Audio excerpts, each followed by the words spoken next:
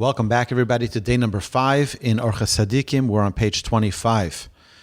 V'yesh Adam, shu yedea midos harois sheyesh boy, and there is a type of person who knows some of his negative traits, and he decides he's going to venture out there and change those negative traits and stick to his positive traits. Such a person potentially can not succeed in finding this proper way of sticking to his good virtues, to his good traits, because he's lazy in seeking the proper way to attain those positive traits. We said earlier that Reuven was looking for Shimon, but he doesn't know who Shimon is. He doesn't know what he looks like. But now he's saying a different example with that. He's saying Reuven knows who Shimon is. Even though he knows him, he still doesn't find him. Why? Because he's not looking properly to find him. And this, the verse states in Proverbs, in Mishlei, Kesef nivchar loshon tzadik. The tongue of the righteous person is of the choicest silver. Now, the Orchos Tzaddikim, the author, gives us a whole parable of what is going on here in this verse and what Shlomo Melech, what King Solomon is telling us here. Mi shenoshem b'chavero v'bo l'shalem lo kesef b'mishkol. If someone borrowed money, now is paying it back with silver. Im einu makir be'amitas hamishkol v'tzedek hamoznayim. If the person who's receiving his debt back doesn't know the value of silver, or makir hakol, or he doesn't know at all the values of these things, then he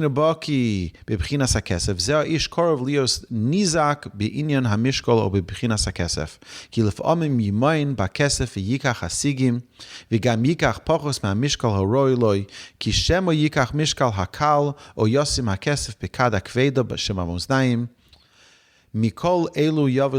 He says, in one way or another, if he's not experienced with dealing with silver, he's going to take the wrong amount of weight of silver, and he's going to end up losing money. Even if he understands in weights and measures and value of silver, if he doesn't carefully weigh it,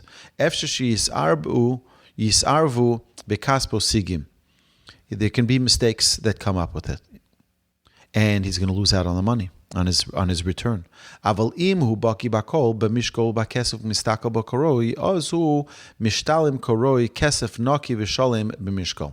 he understands in weights and he understands in values of silver, then, only then, will he get his money back. So here, the Orchos Tzaddikim in our introduction here says, L'chein di maloshon tzadik lekesef nivchor. Therefore, he says that the righteous is compared to the choicest of silver. Ki atzadik tzorch lahakir atova hara liyos baki be'erech kol midah. He says the righteous person needs to understand the value of each trait, the positive and the negative traits, and to learn and to understand each of the traits properly behind koroi.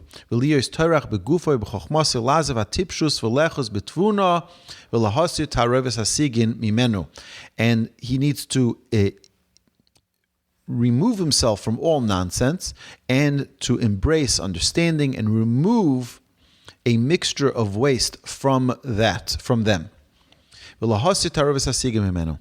And to have it pure. And then his neshama can be perfected and crystallized.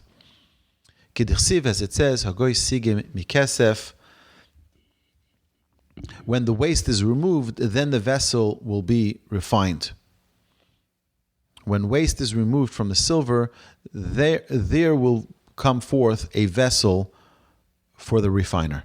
So once you're able to clean out all of the imperfections, then you're able to bring out a fine product. Perush, what does it mean? When you remove all of the imperfections, all of the flaws,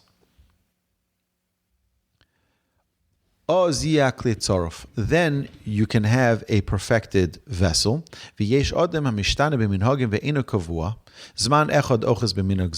Visman echod mistalik me'osa minhag ve'oches b'minhag acher. So what is the author here telling us? The author is telling us that we many times find a good trait. We hear a great lecture, we hear a great speech, a great drasha, and we're like, you know what? I have to be more humble. And he takes on a midah of humility. And then the next day he hears another drasha, he hears another speech, another lecture, a sermon, and it tells him to work on his lashon hara. He shouldn't speak lashon hara, shouldn't speak negatively about another person. So he takes that minhag and he drops the previous minhag. And then each one he keeps running from one to the other, and he doesn't have a clarity, doesn't have a direct path to elevate him and uplift him in his midos. And he continues to run from one trait to the next trait, and he's jumping from one lecture to another lecture, from one inspiration to another inspiration, but not having a path. It's compared to someone who's trying to get to a specific city. He doesn't know the path, he doesn't know the roads, he doesn't know the proper direction. He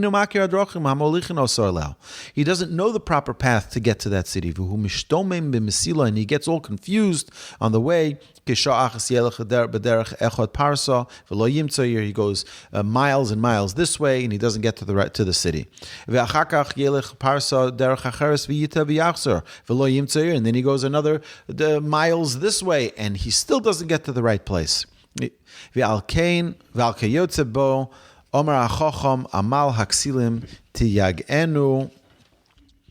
this is what Shlomo HaMelech says in Koheles, in Ecclesiastes. King Solomon tells us, the toil of fools exhausts him. And he does not know how to go to the city. So a person can travel. He's traveling west, and he goes the wrong way. Travels east, goes the wrong way. Travels north, south. He doesn't know where he's going. He's never going to get to the right place. Therefore, he says we have to have pity to people who invest all of their energies in futile tasks, in futile endeavors. We have to teach them the proper ways. And he's going back now to the parable of the silver. We have to teach them what it means to have pure silver. We have to teach them what it means to have pure midos.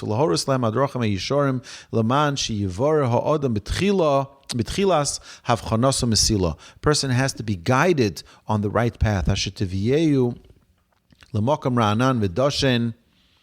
Asher Sham Kol Hatova. Vihi Yiras Shamayim. We have to get him to the fertile land, which is Yiras Shamayim, fear of heaven. Asher He Seif Kalamasim, as we said all the way in the beginning of the introduction, which this is the bottom line of everything. The bottom line of everything is for a person to have Yiras Shamayim, to have fear of heaven. Vihi Ashela Asher Hashem Yisborach Shmoi Shoel Mikol Adam. And this is the demand and the request of the Almighty in Devarim, in Deuteronomy, the Chsiv, as it says in the Pasuk, Ma Hashem Elokecha Shol Mimach Ki Im Liyira Es Hashem Elokecha. What does Hashem already ask of us? Just to fear Hashem. Ve'ein shum ma'aseh nechshav bilti hayira tahora. There's no action that if we do work on any midah, we work on patience, and we work on laziness, any midah, if we don't immerse it with proper fear of heaven, then God forbid it will be a futile and wasteful effort. And that is the guide here of our author in Orchos Tzaddikim, guiding us to make sure that everything we do should be completely infused with Yiras Shamayim. It should be infused with fear from heaven, because only that way will we attain proper perfection in our traits. Hashem should bless us all, that we should succeed to attain this greatness. Amen.